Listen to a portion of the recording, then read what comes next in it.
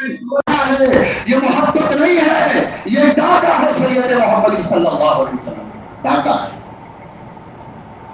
میرے محترم بھائیوں، اللہ سبحانہ و تعالی کا دین اللہ نے اتارا ہے۔ دین اتارنے کی ذمہ داری اللہ کی ہے، انسانوں کی نہیں۔ دین کو مکمل کرنے کی ذمہ داری اللہ کی تھی، انسانوں کی نہیں۔ اور اسی کو پسند فرما کے لوگوں کے لیے ہدایت کا چشمہ بنانے کی ذمہ داری بھی اللہ کی تھی، اور اللہ اپنے وعدے پورے کر چکا ہے۔ کسی انسان کو، کسی مسلک کے ملا کو اور کسی پیر کو اور کسی بزرگ کو یہ گنجائش نہیں ہے کہ وہ دین کے اندر کوئی ایڈیشن کرے، کوئی چیز بنائے، کوئی چیز مداخلت کرے، وہ قتل اس کے لیے جائز نہیں ہے۔ ایک دجال قیامت میں آئے گا جو لوگوں کو دھوکہ دے گا، وہ دجال اکبر ہے۔ اور آج کے دور میں جو دین کے تعلق سے لوگوں کو دھوکہ دے رہے ہیں، چپے چپے پر بیٹھے ہوئے چھوٹے چھوٹے دجال ہیں یہ، اور کوئی نہیں۔ کیا بنا کے رکھا؟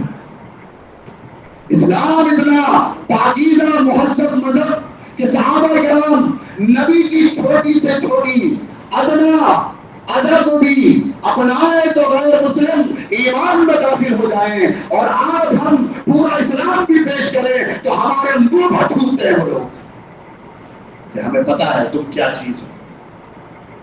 سمجھتے ہیں کہ نقل کرنے میں بہت اچھا معاملہ ہو جائے گا۔ اللہ قرآن میں فرماتا ہے الیوم الیوم الیوم، کیا سمجھے الیوم سے؟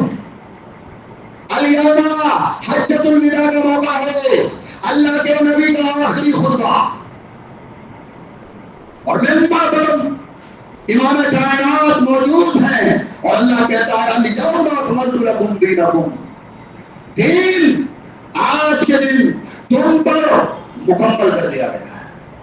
دین اللہ کا حکم، اللہ کی پسندیدگی، اللہ کی ناراضگی کس میں ہے؟ اس کو کہتے ہیں اللہ کے احکامات کو دین کہتے ہیں، شریعت محمدیہ کو دین کہتے ہیں۔ اور اس کے بارے میں اللہ نے فرمایا الیوم اکملت لکم دینکم، دین تم پر مکمل کر دیا گیا ہے۔ واتممت علیکم نعمتی، دین کو بطور نعمت تم پر تمام کر دیا گیا ہے، بطور نعمت دین تم پر تمام کر دیا گیا ہے۔ وَرَضِيتُ لَكُمُ الْإِسْلَامَ دِينًا، اللہ سبحانہ و تعالی اسی دین سے راضی اور خوش ہو چکا ہے جس دین کو مان کر ابو بکر صدیق بنے ہیں، جس دین کو مان کر عمر فاروق بنے ہیں، جس دین کو مان کر عثمان غنی بنے ہیں، جس دین کو مان کر صحابہ کرام اللہ رب العالمین کے چہیتے بندے بنے ہیں۔ وہ دین مکمل ہو چکا ہے، کامل ہو چکا ہے، اکمل ہو چکا ہے، اور اللہ نے اس دین کو پسند فرما لیا ہے۔ ہم کس دین کے اوپر چلنے کی کوشش کرتے ہیں؟ ہم کس دین کو ایجاد کرنے کی فراق میں ہیں؟ نبی کا طریقہ جتنا مکمل ہو چکا پسند نہیں، صحابہ کی قد و کاوش محنت اس امت کو پسند نہیں، تو پھر کیا پسند کرے گی یہ امت؟ دین مکمل ہو چکا ہے، کامل ہو چکا ہے، اکمل ہو چکا ہے۔ نبی کریم صلی اللہ علیہ وسلم مقدس ذات، اعلیٰ انسان، کردار بھی اعلیٰ، اخلاق بھی اعلیٰ، انداز بھی اعلیٰ، بولنے کا طرز بھی اعلیٰ، سمجھانے کا طرز بھی اعلیٰ، عقل بھی کائنات میں سب سے اچھی، اور چہرہ بھی کائنات میں سب سے خوبصورت، اور ہر اعتبار سے اللہ کے نبی صلی اللہ علیہ وسلم نور کا معیار ہو چکے ہیں پوری انسانیت دنیا کے لیے۔ اور نبی کو چھوڑا جائے اور نبی کا ہی نام لیا جائے اور پھر وہ سب کیا جائے، انفرادی طور پر نہیں بلکہ اللہ کی قسم اجتماعی طور پر جن جن چیزوں سے اللہ کے نبی نے صحابہ کو ایک آدھ مجلس میں نہیں ہر مجلس کے اندر بنا فرمایا، کل بدعت ضلالہ کل ضلالۃ فی النار، ہر بدعت گمراہی، اور گمراہی انسان کو جہنم میں لے کے جانے والی ہے۔ نہیں بچے گا کوئی اگر نبی کی مخالفت کرے گا جہنم سے، نہیں بچ سکتا کوئی۔ سب سے زیادہ روشن اور سیدھا راستہ صرف اور صرف اسلام ہے۔ یہی اللہ کے نبی صلی اللہ علیہ وسلم نے مکے کے مشرکین کو بھی سمجھایا، یہود کو بھی سمجھایا، نصارا کو بھی سمجھایا، مجوسیوں کو بھی سمجھایا، اور برسش والوں کو بھی سمجھایا۔ سب کو کیا سمجھایا؟ سب سے سیدھا دین اسلام ہے۔ آج مسلمان کے سمجھ میں نہیں آتی کہ سب سے سیدھا دین اسلام ہے۔ کیا فرمایا پیارے آقا صلی اللہ علیہ وسلم نے؟ ابو داؤد میں، ترمذی میں، ابن ماجہ میں جگہ جگہ یہ روایت موجود ہے۔ اللہ کے نبی نے فرمایا قد ترکتکم علی البیداء لیلھا کنہارھا الا یزیغ عنھا بعدی الا حالکم۔ فرمایا میں نے تم کو ایسی روشن راہ پر چھوڑا ہے جس کی راتیں بھی دن سے زیادہ روشن ہے، اور اس دین کا وہی انکار کرے گا، وہی اس دین سے ہٹے گا جس کے مقدر میں ہلاکت لکھی ہوئی ہو، وہی اس دین سے ہٹے گا۔ میرے محترم بھائیوں، سمجھنے کی کوشش کرو، لوگوں کو سمجھانے کی کوشش کرو۔ قرآن ہوتے ہوئے مسلمان جہنم میں چلا جائے، نبی کا وعد و فرمان ہوتے ہوئے مسلمان جہنم میں چلا جائے، صحابہ کا طرز عمل اس دنیا میں محفوظ ہوتے ہوئے مسلمان جہنم میں چلا جائے، سلف صالحین کا منہج ہوتے ہوئے انسان جہنم میں چلا جائے، اس سے زیادہ بدقسمتی اور کیا ہوگی؟ اس سے زیادہ بدقسمتی اور کیا ہوگی؟ دیکھیں، یاد رکھیں محبت کے معیار کو۔ نبی کی محبت، نبی کی محبت نبی کی تعلیمات کے مطابق اگر کی جائے تو اسی کو سنت کہا جاتا ہے۔ ایک بار اور سن لیں، نبی کی محبت کو نبی کی تعلیمات کے مطابق اگر پورا کیا جائے تو اسی کو محبت اور سنت کہا جاتا ہے، اور اگر نبی کی محبت اپنی نفس کی پیروی کے مطابق کیا جائے تو اسی کو گمراہی اور بدعت کہا جاتا ہے۔ میں کب کہہ رہا ہوں کہ یہ آج جو سڑکوں پہ کل بلا رہے ہیں، منچلے مچلا رہے ہیں، سگریٹیں بھی چل رہی ہیں اور بدتمیزیاں بھی ہو رہی ہیں اور نہ جانے کیا کیا خرافات ہو رہی ہے، یہ محبت نہیں کرتے، یہ محبت کرتے ہیں اپنی نفس کے مطابق، اور قرآن و سنت نے ہمیں نبی سے محبت کرنے کا حکم دیا، نبی کی تعلیمات کے مطابق۔ یہ ہے دین، یہ ہے شریعت۔ کیا فرمایا حضرت عائشہ صدیقہ رضی اللہ تعالی عنہا کہتی ہے جناب محمد رسول اللہ صلی اللہ علیہ وسلم کے متعلق آپ نے فرمایا، کیا فرمایا؟ من احدث فی امرنا ھذا ما لیس منہ فہو رد۔ کوئی بات اپنے منہ سے نکال دے، کوئی بات اپنے منہ سے نکال دے اور اس پر رسول کریم صلی اللہ علیہ وسلم کے مبارک دلائل موجود نہ ہو، وہ بات اسلام میں مردود ہے۔ نکالنے والی شخصیت کتنی بڑی کیوں نہ ہو، اگر نبی سے ثابت نہیں ہے وہ بات تو وہ بات مردود ہے۔ وہ بات کیا ہے؟ مردود ہے، رد ہے، وہ بات کینسل ہے۔ اور دوسرے حدیث کے اندر فرمایا من عمل عملا لیس علیہ امرنا فہو رد۔ کوئی بھی شخص ایسا عمل کرے جس پر محمد رسول اللہ صلی اللہ علیہ وسلم کا حکم موجود نہ ہو، آپ کی تعلیمات موجود نہ ہو، آپ کے دلائل موجود نہ ہو، وہ عمل بھی اللہ کے یہاں مردود ہے، رد ہے، اس کی کوئی وقت و ویلیو نہیں۔ اور میں آپ کو بتاؤں سنن ترمذی کے اندر من احدث فیہا حدثا او اوى محدثا فعلیہ لعنۃ اللہ وملائکتہ والناس اجمعین۔ کوئی شخص دین کے اندر کوئی نیا طریقہ ایجاد کرے، ثواب کی نیت سے کوئی کام کرے تو اللہ رب العالمین کی اس کے اوپر بے شمار لعنتیں ہیں، اور ملائکہ کی، فرشتوں کی اس پر بے شمار لعنت ہے، اور اہل ایمان کی اس پر بے شمار لعنتیں ہیں۔ میرے محترم بھائیوں، نہ جانے اور کیا کچھ دیکھنا باقی ہے۔ اللہ کے نبی نے فرمایا، سنن ترمذی کی روایت ہے کہ جو شخص میرے بعد زندہ رہے گا بہت سارا اختلافات دیکھے گا، اور یہ اختلافات سیاسی اختلافات کی بات نہیں چل رہی، اس شریعت کے اندر، اس دین کے اندر اختلافات دیکھے گا، خرافات دیکھے گا۔ بس نجات کا صرف ایک ہی ذریعہ ہوگا، تم محمد صلی اللہ علیہ وسلم کی سنت کو لازم پکڑنا، اور میرے بعد میرے خلفاء جو ہدایت یافتہ ہیں ان کی سنت کو لازم پکڑنا۔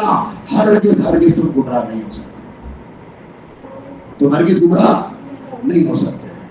کون پکڑا ہوا ہے سنت کو اور کون چھوڑے ہوا ہے سنت کو بتانے کی ضرورت نہیں ہے، واضح ہے، بالکل سب کے سامنے واضح ہے۔ شعر پڑھے جا رہے ہیں، مرثیے گائی جا رہی ہیں۔ ابھی صبح کا واقعہ، رات کا بھی واقعہ ہوا۔ رات فوری طور پر کوئی صاحب آ گئے واٹس ایپ پہ، ان کا ایمان ابھر گیا، مولانا شہباز سے مناظرہ کریں گے۔ ٹھیک ہے بھائی، میں نہیں کرتا، میرے بڑوں نے منع کیا ہے بحث و مباحثہ کرنے کو، کر لیجئے جب نہیں مانتے تو۔ کہا واٹس ایپ پہ بات کر لیجئے، میں نے کہا ٹھیک ہے واٹس ایپ پہ بات کر لیجئے۔ پھر بولے نہیں واٹس ایپ پہ مزہ نہیں آئے گا بات کرنے میں، رامپور کے اندر قاضی شرع فیضان صاحب ہیں، ان سے بات کر لیجئے۔ میں نے کہا بھائی ان سے کیسے بات ہو سکتی ہے یار، وہ تو اپنے شیڈول میں بزی ہوں گے اس ٹائم، 3-4 دن تک تو فرصت ہی نہیں ہوگی ان کو، 72 گھنٹے کا میرے کی قافلہ نکلا ہوا ہے، 72 گھنٹے تک نہیں ہوگا پورے، ان سے کیسے کر لوں گا؟ دل ہاتھ ٹھیک کر رہا وہ سنڈے تک بزی ہیں۔ تو میں نے کہا پھر نہ تمہاری نہ ہماری، ہم شاید میاں صاحب سے مناظرہ کریں گے۔ ارے بولے ان سے مناظرہ کیسے کرو گے؟ میں نے کہا کیوں؟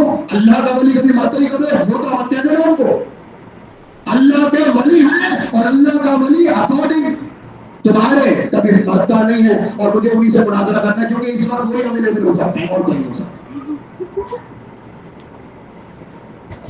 تو پھر وہ لاسٹ میں وہی بدتمیزیاں گالیاں اور دیکھے چلے۔ میں نے کچھ غلط کہہ دیا؟ میں نے تو وہی کہہ دیا جو ہمیں تم سکھاتے ہو، جو تم نے امت کو بتایا ہے کہ کوئی بھی اللہ کا ولی جب دنیا سے جاتا ہے تو وہ زندہ ہوتا ہے اور پہلے سے زیادہ پاور اس کے اندر آ جاتی ہے۔ تو میں تو یہ سمجھتا ہوں جتنا علم پہلے ہوگا قبر میں جانے کے بعد اور بڑھ گیا ہوگا، تو ہو جائے مناظرہ، کیا مسئلہ ہے؟ پھر میں تو اس کو لگایا کہ بھائی اب مناظرہ انہیں سے ہوگا جب بھی ہوگا، اب مجھے کسی سے مناظرہ نہیں کرنا۔ تو رات کی رات میں وہ مسئلہ نمٹ گیا۔ صبح کا واقعہ یہ ہوا کہ ہم اپنی مسجد عمر بن خطاب کی صفائی کر رہے ہیں، اور کچھ محبان رسول، نعوذ باللہ ثم نعوذ باللہ، میں تو کہنا بھی نہیں چاہتا، عاشقان رسول، ثم نعوذ باللہ استغفر اللہ 1000 مرتبہ۔ اللہ رب العالمین جو اس جملے سے توبہ نہ کرے تو جو تیری رحمتوں کا واسطہ اپنی بہن کا اور ماں کا بھی عاشق بنے ایک دن، وہ مرنے سے پہلے پہلے۔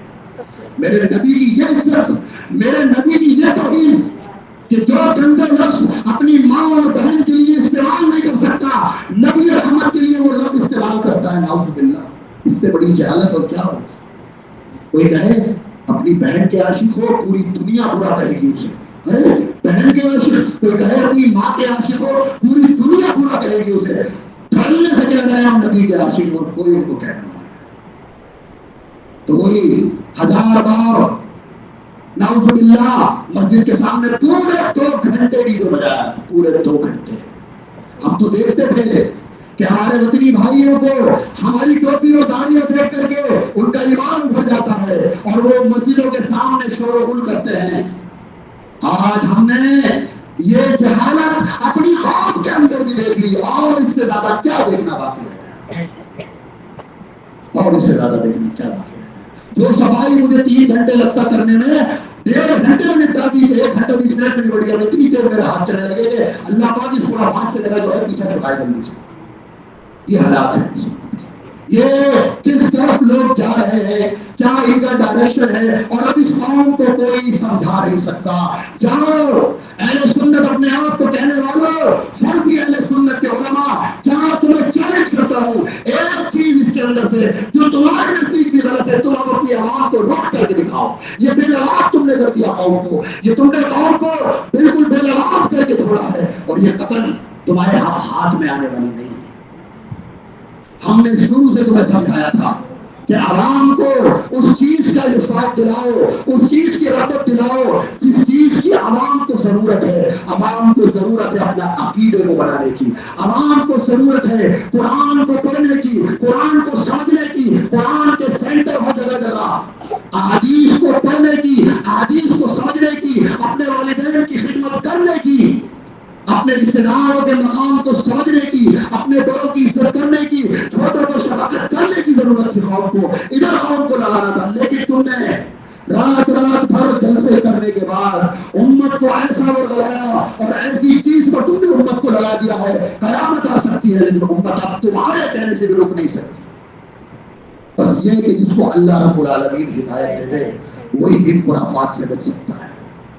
میرے محترم بھائیوں اور دینی بہنوں, ایسے پرفتن دور کے اندر, ایسے ماحول کے اندر ضرورت اس بات کی ہے کہ جن کی سمجھ میں وہ اللہ کے عہد و پیمان آ چکے ہیں اور اسی کو ہدایت کہتے ہیں, جن کے پاس ہدایت آ چکی ہے, اب وہ اپنی ذات سے اس پر مضبوط رہے اور دوسروں تک اس ہدایت کے چراغ کو بنا بجھے ہوئے جلاتے ہوئے دوسروں تک پہنچانے کی ضرورت ہے. دوسروں تک پہنچانے کی ضرورت ہے. تم میں کا بیٹھا ہوا ہر شخص جو یہاں موجود ہے اور جو یہاں موجود نہیں ہے, اگر اللہ نے اس کو ہدایت دے دی ہے, قرآن و سنت کا صحیح فہم عطا فرما دیا ہے, تو اس پر لازم ہے, ضروری ہے اپنے اپنے شعبوں میں رہتے ہوئے لوگوں کی اصلاح قرآن و سنت اور منہج سلف کے طرز پر کرتے رہے اور کرتے رہے. یہ ذمہ داری ہے. نہیں تو آپ دیکھ لیں جہالت